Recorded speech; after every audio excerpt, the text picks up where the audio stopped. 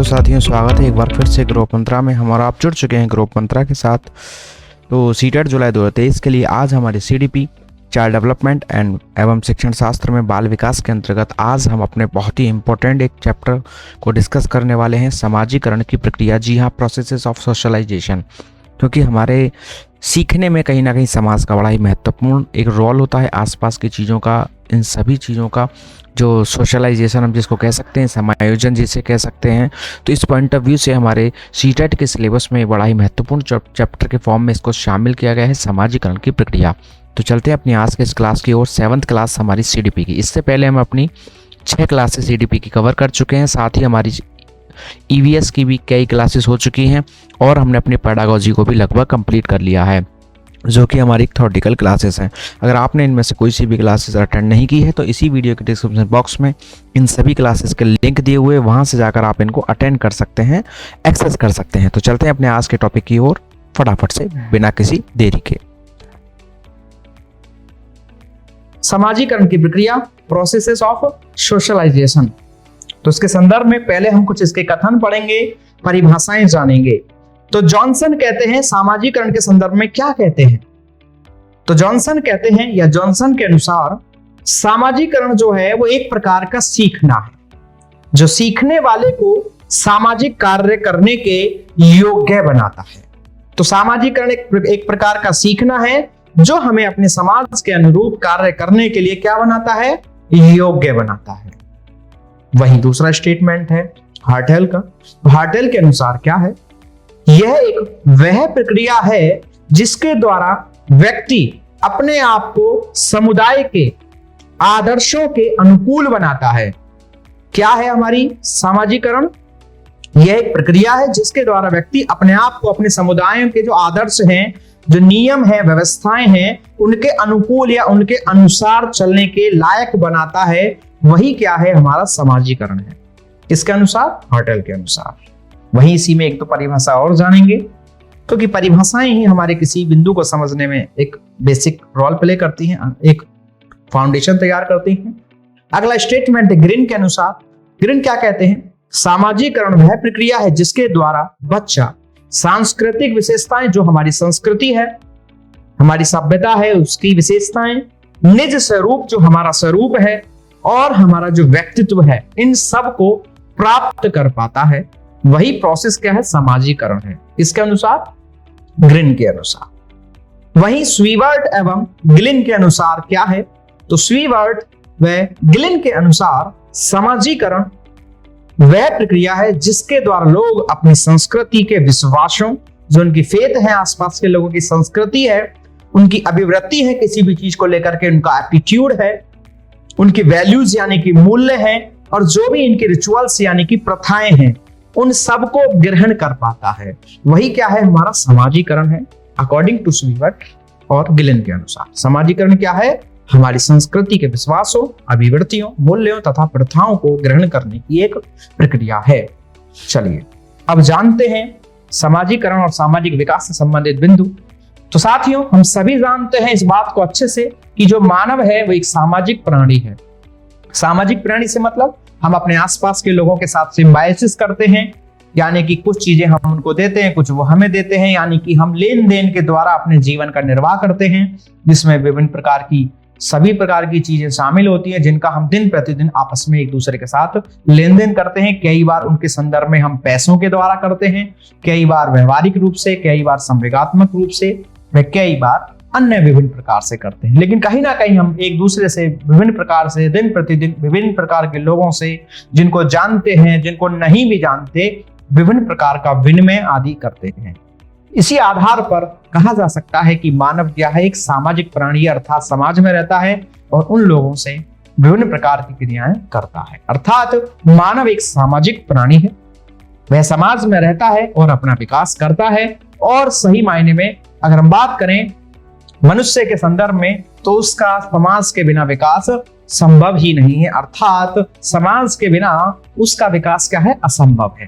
तो इसी को समाज के संदर्भ में कहीं ना कहीं महत्वपूर्ण माना गया है कि एक व्यक्ति क्या है, सामाजिक प्राणी है, क्योंकि इसके बिना इसका विकास संभव नहीं हो सकता। वैसे समाज में रहता है, उन्हीं के द्वारा विभिन्न प्रकार की क्रियाएं करता है और उसी के आधार पर अपना विकास करता है। वहीं वह समाज की परंपराओं को, जो भी हमारे आसपास के लोग हैं उनकी अपनी अलग अलग परंपराएं हैं, चाहे वो कोई भी धर्म हो, कोई भी जाति हो, कोई भी देश हो, कोई भी सीमा के आधार पर बात करो, जलवायु के आधार पर बात करो, हमारी विभिन्न विभिन्न प्रकार की परंपराएं देखने को मिलती हैं। हमारा रहन सहन का तरीका अलग अलग है, खान पान भिन्न है।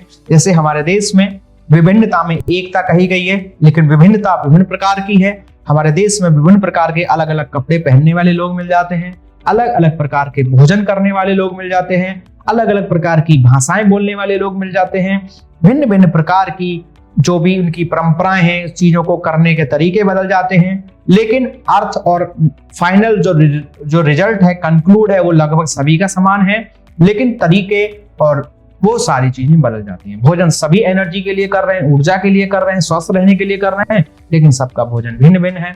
सभी कपड़ों का चुनाव, यानी कि जो भी वेशभूषा है उसका अपनी सुरक्षा की दृष्टि से करते हैं, लेकिन सबका अलग अलग है। सभी अपने घर मकान निर्माण करते हैं और सभी प्रकार अलग अलग प्रकार के घर हैं, लेकिन सबका उद्देश्य सुरक्षा की दृष्टि ही है, सुख और जो सुविधाओं से ही है, लेकिन सबका अपना अपना तरीका अलग है। शादी विवाह के सबके परंपराएं अलग अलग हैं, लेकिन सबका उद्देश्य एक परिवार के संदर्भ में ही है।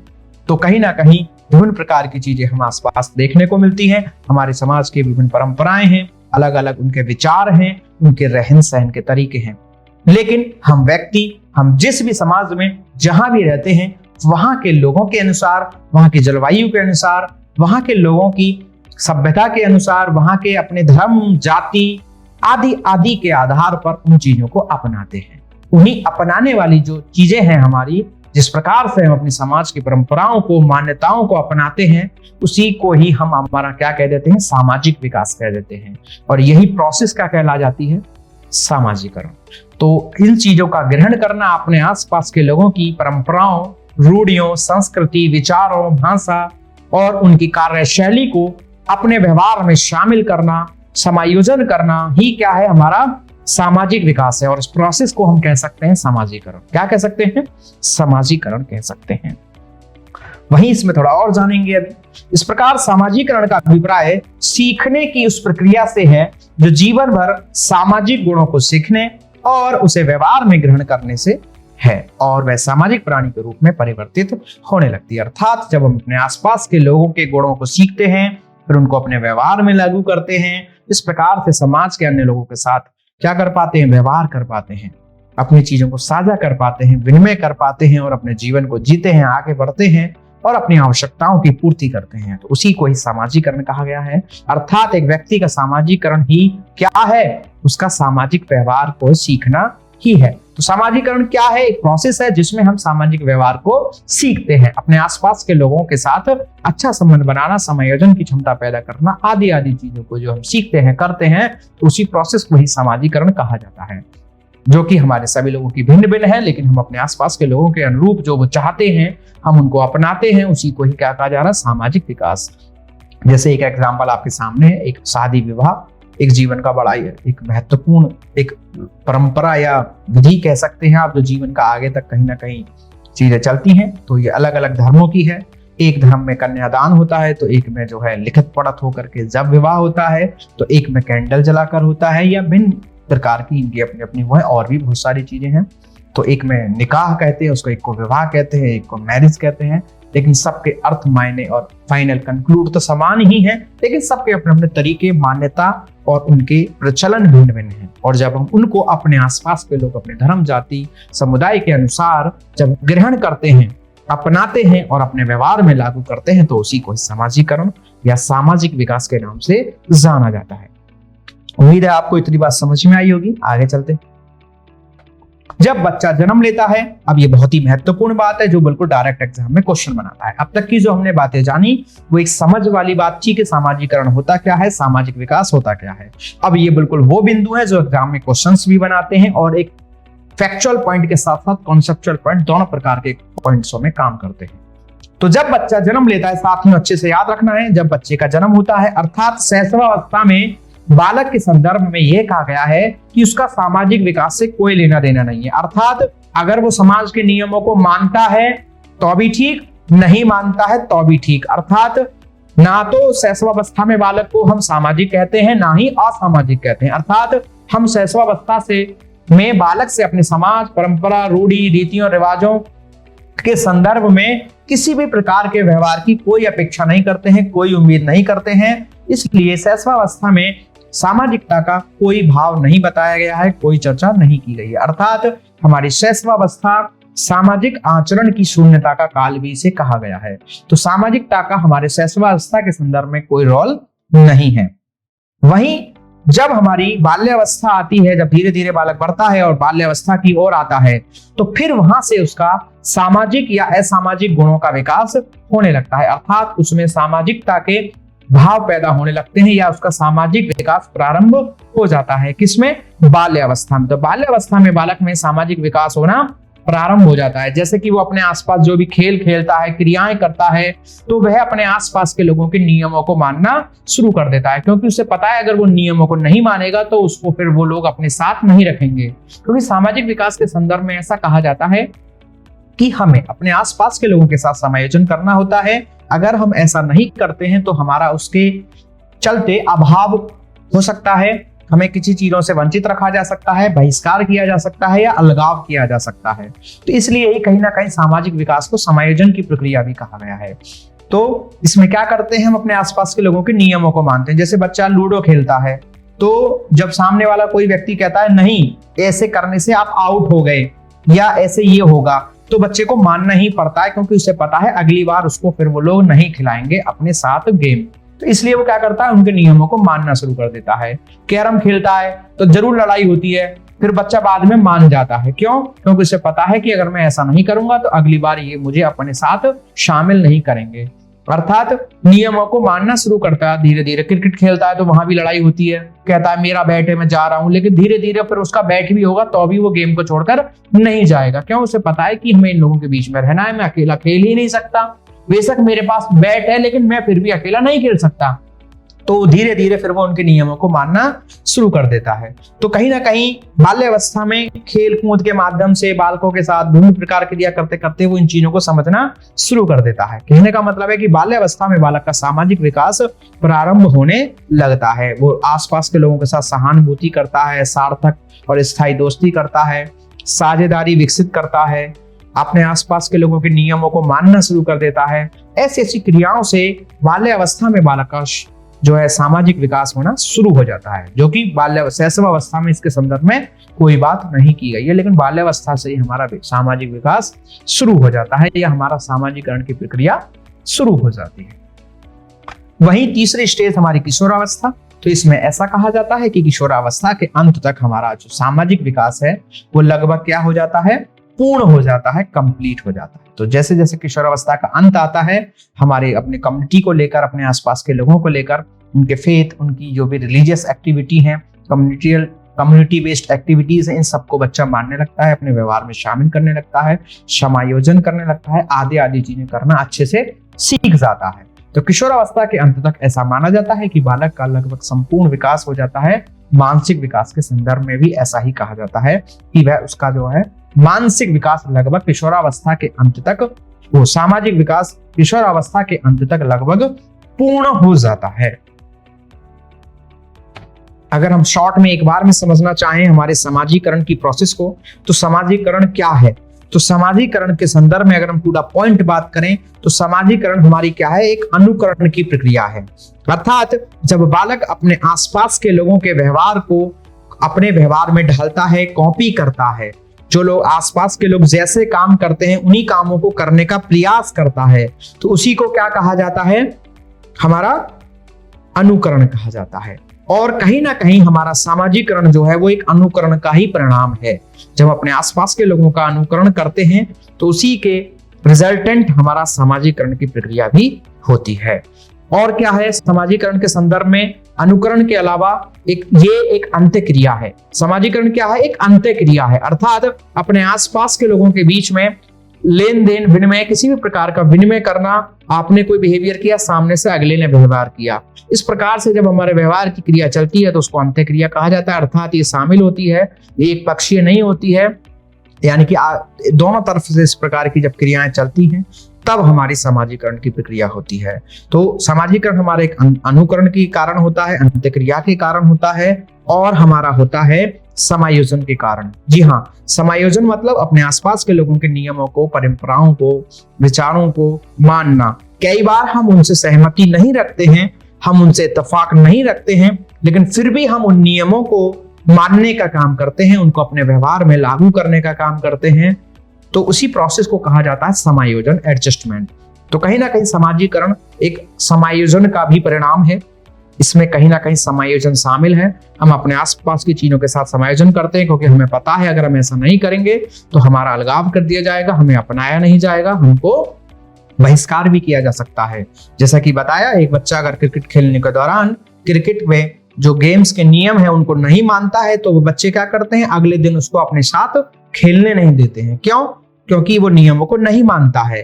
तो इसका मतलब क्या हुआ, जब आप समाज के नियमों को नहीं मानते हैं तो आपको अलगाव मिलता है देखने को, बहिष्कार की भावना देखने को मिलती है। तो ऐसी परिस्थिति में आपको क्या करना पड़ता है, आपको एडजस्टमेंट करना पड़ता है, अपने विचारों के खिलाफ भी जाना पड़ता है, क्योंकि पता है इसके बिना हमारा काम नहीं चल सकता, हमें खेलना है तो हमें ऐसा करना ही पड़ेगा। तो कहीं ना कहीं समाजीकरण जो है वो एक समायोजन का भी परिणाम कह सकते हैं। उसी क्रम में समाजीकरण अंत्यक्रिया है, अनुकरण है, समायोजन है, साथ ही समाजीकरण के द्वारा हमारा क्या है, हमारी आवश्यकता पूर्ति है। कहीं ना कहीं हम अपनी जो दिन प्रतिदिन की आवश्यकताएं हैं उनको पूर्ति करने के लिए भी विभिन्न काम करते हैं, और कहीं ना कहीं उसी के माध्यम से हमारा समाजीकरण हो जाता है।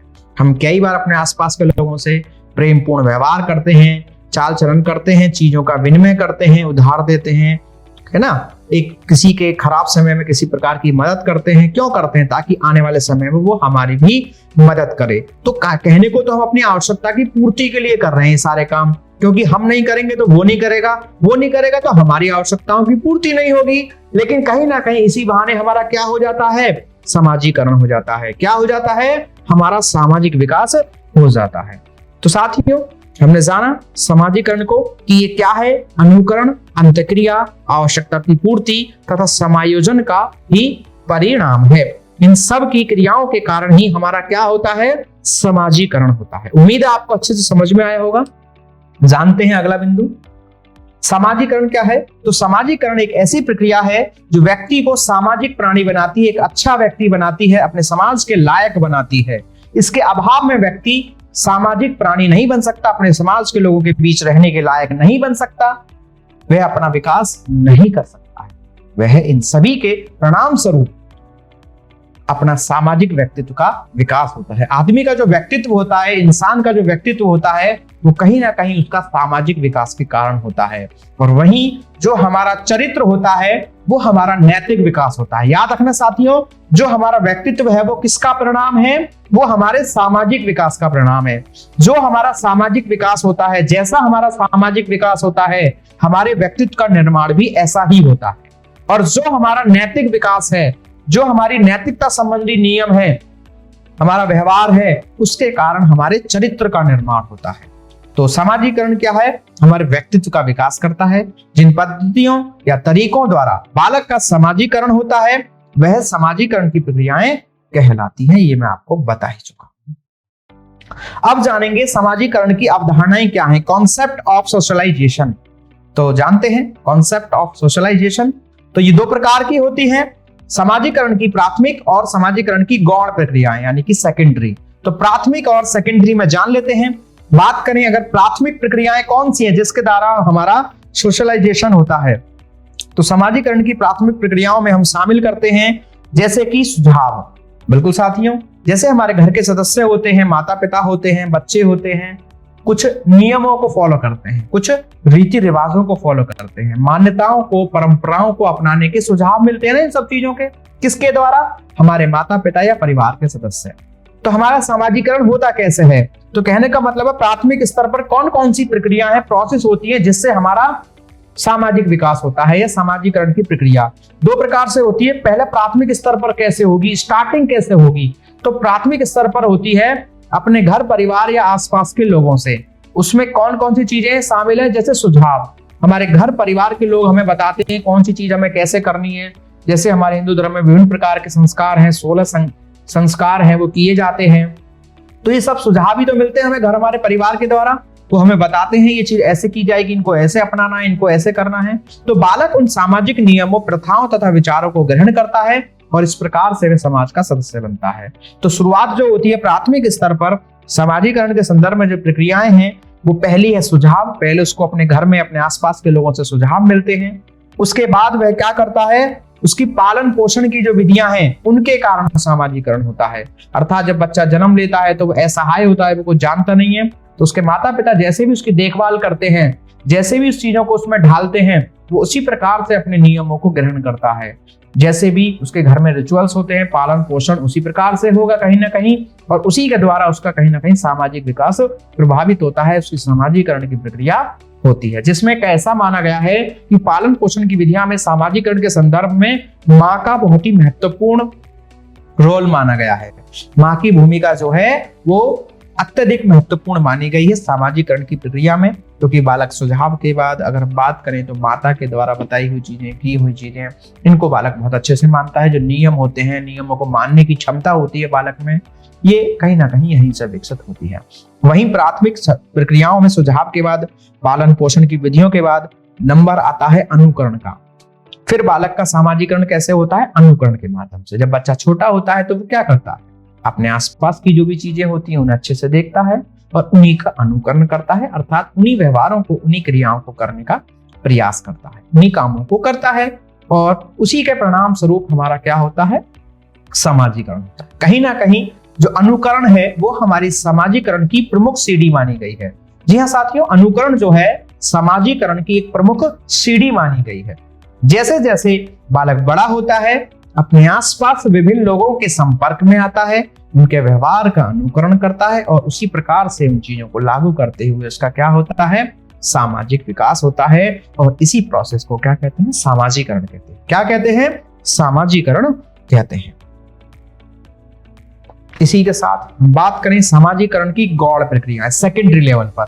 ये प्राथमिक स्तर पर रही, जो अपने आप से हो रही है, इसमें कोई ज्यादा कोई जोर नहीं दे रहा है, बस अपने आप से हो रही थी वो। लेकिन यहां पर अब थोड़ा सा कुछ माहौल क्रिएट किया जाएगा, कुछ चीजें शामिल की जाएंगी, उसको कहेंगे सामाजीकरण की गौड़ या सेकेंडरी प्रोसेसेस ऑफ सोशलाइजेशन। जानते हैं, इसी में पहला है प्रतियोगिता। जी हाँ साथियों, प्रतियोगिता का अर्थ होता है दो या दो से अधिक व्यक्तियों द्वारा किसी वस्तु को प्राप्त करने का प्रयास करना।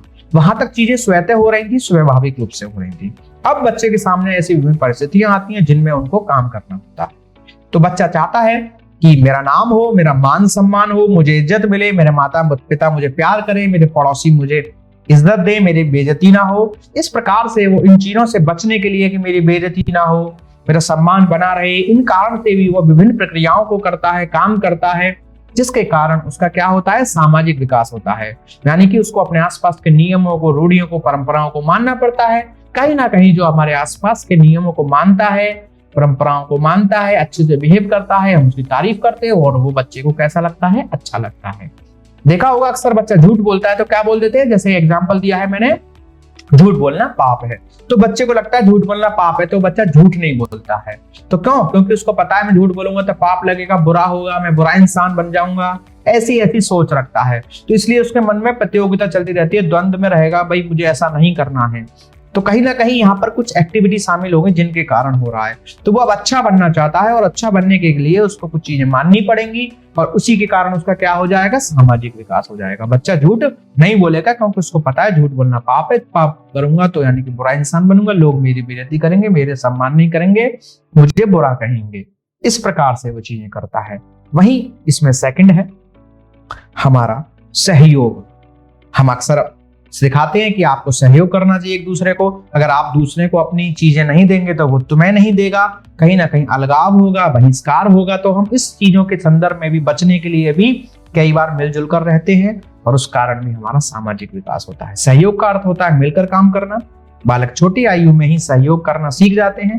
बालक पहले अपने परिवार के लोगों का सहयोग करते हैं, फिर अपने दोस्तों का करते हैं, फिर जिस समाज में रहते हैं उनके अन्य लोगों के साथ करते हैं, फिर धीरे धीरे उन लोगों के साथ भी सहयोग करते हैं जिनको वो जानते भी नहीं है। इस प्रकार से प्रोसेस चलती है। सहयोग द्वारा ही बच्चा बड़ा होकर असंख्य सामाजिक परंपराओं, मूल्यों और तथा प्रथाओं को सीख लेता है। तो ये सहयोग करता क्यों है? इसमें भी वही कारण है कि आवश्यकता की पूर्ति के लिए। उसे पता है मैं आज इनका सहयोग करूंगा तो ये कल को मेरा सहयोग करेंगे। जैसे छोटे छोटे बच्चों को समझाया जाता है, अगर कोई बच्चा कुछ खाने की चीज अगर खा रहा है तो उसका छोटे भाई बहन जरूर मांगते हैं। बच्चों में ऐसी प्रकृति होती है बिल्कुल। तो अगर यदि वो बच्चा उसको अपने छोटे भाई बहन को खाने की वस्तु नहीं देता है तो माता या अन्य लोग उसको डांटते हैं या समझाते हैं कि बेटा देना चाहिए, वरना अगली बार जब वो खाएगा तो वो तुम्हें नहीं देगा, या अगली बार जब बच्चा खाता है अगर किसी ने टोका भी नहीं है तो वो भी नहीं देगा। तो ऐसी स्थिति में बच्चा अगली बार उसको स्वतः ही देना शुरू कर देता है। उसे पता है अगली बार जब ये कोई ऐसी चीज खाएगा तो मुझे नहीं देगा, तो इसलिए बच्चा सहयोग करना सीखने लगता है। उसे पता है अगर मैं ऐसा नहीं करूंगा तो मुझे भी इस चीज की प्राप्ति नहीं होगी। तो कहीं ना कहीं इस कारण से भी वो उन चीजों को अपनाना शुरू कर देता है और उस कारण से भी उसमें क्या आ जाती है, सामाजिक विकास होने लगता है या समाजीकरण होने लगता है। अगला है संघर्ष। संघर्ष का मतलब है कॉन्फ्लिक्ट, यानी कि जब व्यक्ति किन्हीं दो समस्याओं के या दो वस्तुओं के बीच में फंस जाए कि उसे क्या करना चाहिए, ये करना चाहिए या वो करना चाहिए। व्यक्ति को समाज में आगे बढ़ने के लिए क्या करना पड़ता है, संघर्ष करना पड़ता है। कई बार उसके सामने कुछ ऐसी चीजें आती हैं जो उसके लिए आवश्यक है, लेकिन अगर उनको करेगा तो कुछ और चीजों का नुकसान हो जाएगा। तो ऐसी कई बार स्थितियां पैदा होती हैं। तो वह क्या करता है कि जिन चीजों में सफलता नहीं प्राप्त कर सकता तो क्या करता है, उसको अपना व्यवहार से इस प्रकार से हटाने की या शामिल करने की विभिन्न प्रक्रियाएं करता है जिससे उससे किसी प्रकार का कोई नुकसान ना हो। तो संघर्ष में आता है यानी कि दो व्यक्तियों या दो समूहों के बीच किसी वस्तु को प्राप्त करने की जब कोशिश या होड़ होती है तो वहां पर संघर्ष की स्थिति आती है। व्यक्ति को समाज में आगे बढ़ने के लिए संघर्ष करना पड़ता है, अर्थात उनको पाने के लिए विभिन्न प्रकार की क्रियाएं करनी पड़ती हैं। उन क्रियाओं को करने के लिए सभी के साथ सामंजस्य स्थापित करना पड़ेगा, अच्छा व्यवहार करना पड़ेगा, उनके नियमों को, उनकी बातों को मानना पड़ेगा और रिजल्टेंट उसी का ही परिणाम क्या है, सामाजिक विकास है। और सामाजिक विकास ही हमारा क्या, सामाजिकरण होता है। अगला है तादात्म्यकरण। जो गौड़ प्रक्रियाएं हैं हमारी सामाजिकरण के संदर्भ में, तो अगली है तादात्म्यकरण यानी कि आइडेंटिफिकेशन। आइडेंटिफिकेशन से मतलब है एक व्यक्ति द्वारा स्वयं को दूसरे व्यक्ति के अनुसार व्यवहार को ग्रहण करना या ढालने की प्रक्रिया को ही तादात्म्यकरण कहते हैं। बिल्कुल हम पहले से ही बताते आ रहे हैं, बस पर्टिकुलर नाम के साथ अब चर्चा कर रहे हैं इस बात को कि हमें अपने आसपास के लोगों के व्यवहार को ग्रहण करना पड़ता है, कई बार चाहते हुए, कई बार ना चाहते हुए भी। तो इसी प्रोसेस को ही तादात्म्यकरण या आइडेंटिफिकेशन कहा जा सकता है। ज्यादातर बच्चे अपने घर परिवार, आस पड़ोस और जो भी संगी साथी हैं, संबंधी हैं, सभी के साथ, शिक्षकों के साथ, मित्रों के साथ क्या करते हैं, तादात्म्यकरण स्थापित करते हैं, क्योंकि पता है उन्हें कि अगर वो ऐसा नहीं करेंगे तो वही बात है कि उनको समाज में इज्जत नहीं मिलेगी, उनको मनमाफिक चीजों में शामिल होने का मौका नहीं मिलेगा, उनको उस प्रकार की संसाधन और सहायता आदि नहीं मिलेगी और हो सकता है उनका बहिष्कार भी किया जा सके, अलगाव भी किया जा सके। तो ऐसी परिस्थितियों में उसको चाहते और ना चाहते हुए दोनों ही परिस्थितियों में अपने आसपास के लोगों के साथ समायोजन करना पड़ता है, उनके व्यवहार को अपनाना पड़ता है, उनकी चीजों को करना पड़ता है। उसी को तादात्म्यकरण या आइडेंटिफिकेशन के नाम से कहा जा सकता है। तो ये बात रही बच्चे के सामाजिकरण के संदर्भ में कौन कौन सी चीजें शामिल होती हैं, किस प्रकार से उसका सामाजिकरण होता है। अब हम जानेंगे कि हम सामाजिकरण पढ़ क्यों रहे हैं, अर्थात सामाजिकरण का हमारे शिक्षा में क्या योगदान है, हम क्यों जान रहे हैं सामाजिकरण को, या शिक्षा में सामाजिकरण का क्या फायदा है। तो जानते हैं इसी बात को। तो बच्चों के सामाजिकरण में शिक्षा का योगदान की अगर हम बात करें तो बच्चे के सामाजिकरण में शिक्षा, अध्यापक का, शिक्षा का, इन सब चीजों का बड़ा ही विशेष योगदान है। तो जानते हैं कि इससे क्या क्या फायदे मिलते हैं। अगर हमारा सामाजिकरण हो रहा है तो समझो हमारा किसका विकास हो रहा है, हम कौन सी चीजों में उपलब्धि हासिल कर रहे हैं, हमारी किन चीजों का निर्माण हो रहा है। तो बात करें तो उसी में पहला होगा हमारे व्यक्तित्व का विकास हो रहा है। अगर हमारा सामाजिकरण हो रहा है, अगर हमारा सामाजिक विकास हो रहा है तो क्या हो रहा है, हमारे व्यक्तित्व का विकास हो रहा है। अर्थात जब बच्चा स्कूल या कॉलेज में दाखिला लेता है तो उसके बाद ही विद्यार्थियों के व्यक्तित्व का सर्वांगीण विकास होने लगता है। शारीरिक रूप से, मानसिक रूप से, क्रियात्मक रूप से, भाषात्मक रूप से हम में अंतर पाए जाते हैं ना। तो किसके कारण हो रहे हैं, सामाजिकरण प्रोसेस के कारण हो रहे हैं। हम शिक्षकों से, मित्रों से, सभी के साथ व्यवहार करते हैं तो जब जो भी सब कुछ कर रहे हैं वो हमारे व्यक्तित्व का निर्माण कर रहे हैं, हमारे सोचने का तरीका, काम करने का तरीका, अपनी चीजों को क्रिएट करने का तरीका, सीखने का तरीका, चीजों को बनाने का तरीका, सब कुछ प्रभावित होता है। चलने का, बोलने का, अपनी बात को एक्सप्रेस करने का, सभी चीजों का हमारा विकास होता है। और यही चीजें जो गुण हैं हमारे, कहीं ना कहीं हमारे व्यक्तित्व को प्रभावित करते हैं, या यही हमारे व्यक्तित्व है। ठीक है, तो कहीं ना कहीं हमारा सामाजिकरण की प्रक्रिया जो है वो हमारे व्यक्तित्व का विकास करती है, बिल्कुल व्यक्तित्व का विकास करती है। अगला है हमारा सामाजिकरण प्रोसेस के कारण क्या होता है। हम सामाजिकरण प्रोसेस के द्वारा अपने अधिकारों तथा कर्तव्यों को जान पाते हैं कि हमारे अधिकार क्या हैं, हमें कौन सी चीजें मिलनी चाहिए, किन चीजों पर हमारा अधिकार है, और हमें अपने आसपास के लोगों के लिए क्या करना है, उनके लिए हमारे क्या ड्यूटीज बनती हैं, हमें उनके लिए कौन सी चीजों को छोड़ना चाहिए, कौन सी चीजों के लिए उनको प्रोत्साहित करना चाहिए, कौन सी चीजों को उनके लिए हमें छोड़ना पड़ेगा। इन सब बातों की जानकारी भी हमें किसके कारण मिलती है, सामाजिकरण के द्वारा मिलती है। फिर वे अपने कर्तव्यों का पालन करने लगते हैं और अपने अधिकारों को समझ जाते हैं, उसे ही क्या कहते हैं, सामाजिकरण। तो कहीं ना कहीं सामाजिकरण के कारण हमारे अधिकारों और कर्तव्यों का भी ज्ञान होता है, और इस प्रकार से हम इन चीजों को जब समझेंगे तो हमें जीवन में आगे बढ़ने में मदद मिलती है। अगला है संस्कृति का ज्ञान। बिल्कुल, हमारे सामाजिकरण से हमारी संस्कृति का हमें ज्ञान होता है कि कौन सी चीज हमारे यहाँ कैसे होती है। मैंने पहले भी बताया, हमारे देश में एक अनेकता में एकता है, विविधता है हमारी, फिर भी हम लोग एक हैं। अलग अलग खान पान है, अलग अलग बोलचाल है, अलग अलग कपड़े पहनने का तरीका है, सब कुछ अलग अलग है, लेकिन फिर भी हम इस देश में रहते हैं। हमारी संस्कृति भिन्न भिन्न प्रकार की चीजों में शामिल है, बहुत सारी चीजें हम अलग अलग प्रकार से करते हैं। तो शिक्षा द्वारा ही बच्चे अपनी संस्कृति अर्थात रीति रिवाजों, परंपराओं, धार्मिक मान्यताओं आदि के बारे में जानते हैं। अतः संस्कृति भी बच्चों के सामाजिकरण को क्या करती है, बढ़ावा देती है। क्या करती है, संस्कृति हमारे बच्चों के सामाजिकरण को बढ़ावा देती है। अर्थात संस्कृति सामाजिकरण मेरे हिसाब से तो कहीं ना कहीं एक ही प्रोसेस है। संस्कृति को जानना ही सामाजिकरण है, सामाजिकरण हो गया तो समझो हमने अपनी संस्कृति को जान लिया। इसी क्रम में अगला है नियमों का पालन। बिल्कुल, सामाजिकरण क्या है, इससे हमें क्या फायदा मिलता है, हम नियमों को मानते हैं, हम अपने आसपास के जो भी चीजें हैं, कायदे कानून है, कैसे लोगों के साथ व्यवहार करना है, कौन से गलत काम है, कौन से ठीक काम है, किस प्रकार के कार्यों को हमें बिल्कुल नहीं करना है, किस प्रकार के कार्यों के संदर्भ में हमें दंड मिलेगा, आदि आदि चीजों का ज्ञान होता है, और हम अपने नियमों को अच्छे से पालन करते हैं। तो अगर सामाजिकरण हो गया आपका तो समझो हमने नियमों को पालन करना सीख लिया। अर्थात सामाजिकरण के द्वारा हमें नियमों को पालन करने की क्षमता पैदा होती है, हम एक अच्छे नागरिक बन सकते हैं या बनते हैं। उसी में अगला है विभिन्न लोगों से संपर्क। बिल्कुल, जब हमारा सामाजिकरण होता है तो हम अनेक प्रकार के भिन्न भिन्न प्रकार के लोगों से मिलते हैं। सभी की संस्कृति, परंपराएं, रूढ़ियां अलग अलग हो सकती हैं, और भिन्न भिन्न प्रकार से उनसे मिलते हैं और हमारा संपर्क बनता है, और हम भिन्न प्रकार से उनकी चीजों को अपने व्यवहार में भी शामिल करते हैं। कुछ सामने वाले करते हैं, कुछ हम करते हैं, और कहीं ना कहीं फिर उन चीजों का चुनाव करते हैं जो हम दोनों के लिए ही सही होती हैं।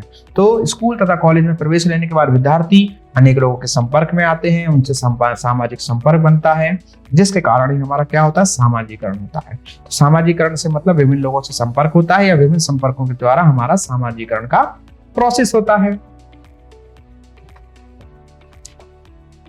अगला है समायोजन। जी हाँ साथियों, शिक्षा द्वारा बच्चों में समायोजन की भावना विकसित होती है, एडजस्टमेंट की। देखिए, जैसे बच्चा एक ही ईयरफोन को दोनों शेयर करके यूज कर रहे हैं, क्योंकि पता है अगर एक ही लेगा तो मम्मी छीन के रख लेगी, मम्मी कहेगी ना तुमको दूंगी ना तुमको दूंगी, अगर तुमको दूंगी तो तुम रोने, दूसरा बच्चा रोएगा, दूसरे बच्चे को देने की स्थिति में पहला बच्चा रोएगा, तो माता क्या कहती है, मैं छीन लूंगी। तो बच्चा क्या करता है, ऐसी परिस्थिति में समायोजन या एडजस्टमेंट कर लेता है। तो वो आपस में कोऑर्डिनेट कर लेते हैं कि ठीक है, एक ईयरफोन तुम अपने कान में लगा लो, एक मैं लगा लेता हूं, ताकि दोनों सुनते रहेंगे।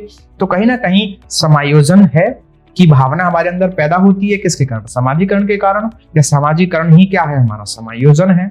दोनों एक ही बात है, पूर्ण रूप से एक दूसरे में बिल्कुल गुथे हुए हैं। तो शिक्षा द्वारा बच्चों में समायोजन की भावना विकसित होती है। शिक्षा काल में बालक एक दूसरे के साथ रहते हैं और अपने विचारों का आदान प्रदान करते हैं। इस कारण से भी बच्चों अपने क्या कर पाते हैं, समायोजन करना सीख पाते हैं। अतः इस द्वारा हम बातों से कह सकते हैं कि बच्चों के सामाजिकरण में शिक्षा की बहुत ही महत्वपूर्णता है। जिस प्रकार सामाजिकरण करने के लिए शिक्षा महत्वपूर्ण है, उसी प्रकार से शिक्षा में भी सामाजिकरण का विशेष महत्व है। दोनों एक दूसरे से बिल्कुल मिले हुए हैं, जुड़े हुए हैं। विद्यालय में शिक्षा प्राप्त करते हुए बालकों में बहुत से गुणों का विकास होता है। वे अपने विभिन्न रीति रिवाजों, परंपराओं, अधिकारों, कर्तव्यों, भावनाओं आदि द्वारा अपने ज्ञान में क्या करते हैं, वृद्धि करते हैं। इसी के साथ आज की क्लास का अंतिम बिंदु चर्चा करेंगे, बिल्कुल और बहुत ही आवश्यक सीटेट में अक्सर पूछे जाने वाला कि जेंडर क्या है। तो जेंडर हमारा या लिंग क्या है, तो ये हमारी एक सामाजिक संरचना है, अर्थात पुरुष और महिलाओं को लेकर जो हमने अपनी सोच विकसित की गई है कि महिलाएं घर में खाना बनाने के लिए हैं, अपना अगर गेम खेलेंगी तो बैडमिंटन खेलेंगी, लूडो खेलेंगी, लड़के हैं तो क्रिकेट खेलेंगे, फुटबॉल खेलेंगे, कार चलाएंगे, लड़कियां हैं तो साइकिल चलाएंगी बस, या चलाएंगे तो स्कूटी चला लेंगी, बाइक नहीं चलाएंगी या कार नहीं चलाएंगी। इस प्रकार से जो हमने अपने मापदंड स्थापित किए हुए हैं अपने समाज में कि अगर कोई लड़का अगर रोता है तो कहते हैं कि क्या बस लड़कियों की तरह रोते हो। तो ये क्या है, एक सामाजिक संरचना है, जेंडर बेस, जिसे कह सकते हैं आप लैंगिक रूढ़िवादिता है कि हमने लिंग के आधार पर ये माना कि ये लड़कियों के काम है और ये लड़कों के काम है, जबकि ऐसा कुछ भी निश्चित नहीं है। या कई बार हम कह देते हैं कि लड़कियों में बुद्धि कम होती है, तो ये भी एक लैंगिक रूढ़िवादिता है, जेंडर स्टीरियोटाइप है। ऐसा कतई नहीं होता है कि लड़कियों में बुद्धि कम होती है। वो एक अलग बात है कि पुराने समय में लड़कियों को वो अवसर नहीं मिले तो थोड़ी सी वो क्षमता उनमें कम विकसित हो पाई, लेकिन ऐसा नहीं है कि वो वास्तव में उनमें बुद्धि कोई कम होती है।